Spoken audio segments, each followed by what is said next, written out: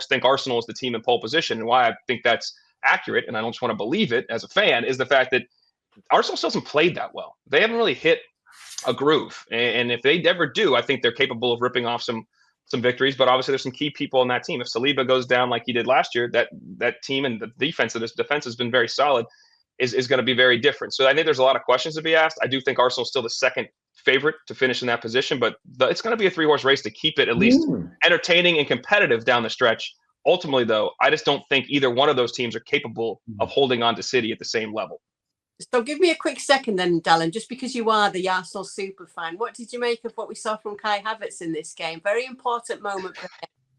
It was huge, and I don't want to pile on and say finally, but it's just you want the young man to perform. It's just, I hope this helps him grow in confidence, because you can, whether it was going back to, and I've mentioned this before, being at the United game in early September, there were times where he would get on the ball and you could see space in front, and he would continue to play lateral or backwards, and you're almost hearing the fans kind of push him forward, like want to believe in it, and then it starts to get negative as you get later into the game, and we've seen it the course of the year as a lack of belief in himself, and I think it's reciprocal to the fans. So he comes on, and granted, I don't care how much money you paid for him, comes on as a sub, scores that goal, a huge goal in the 89th minute.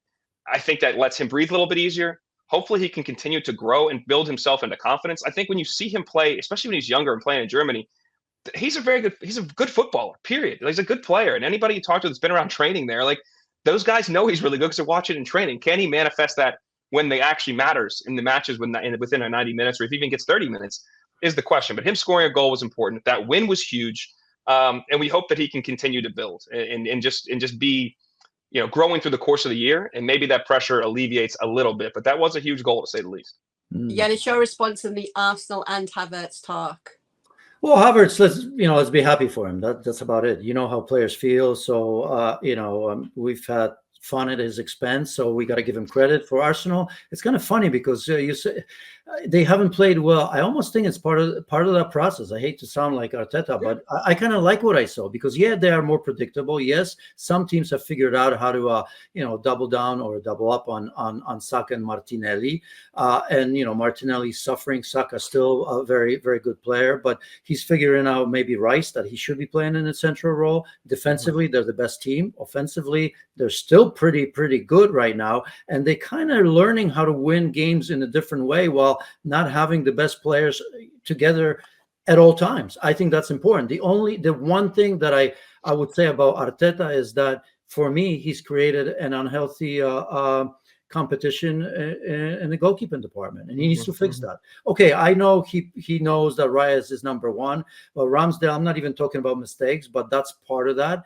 I think there are a lot of players in that dressing room that probably quietly talking to themselves, saying, maybe they are in Ramsdale's corner, because they're saying, look what he's done for us last season. He's been absolutely outstanding. Maybe they feel that he doesn't deserve that treatment. And I've been part of those dressing rooms where I'd be saying, look what's going on. So I just think that he's got to quickly figure this out and fix that, because even though statistically, as I've said, defensively they're fine, as goalkeepers, I think many can point out towards what they've done, but I think inside the dressing room, that's something that may at times bubble up, and I don't think they need it. And they're top of the league, and by the way, deservedly, because I like the way they win games sometimes where they're not on the front foot.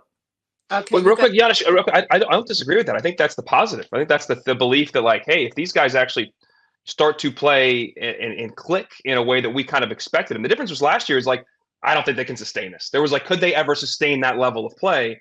And that was the question. This year, it's like, well, they have another level to get to.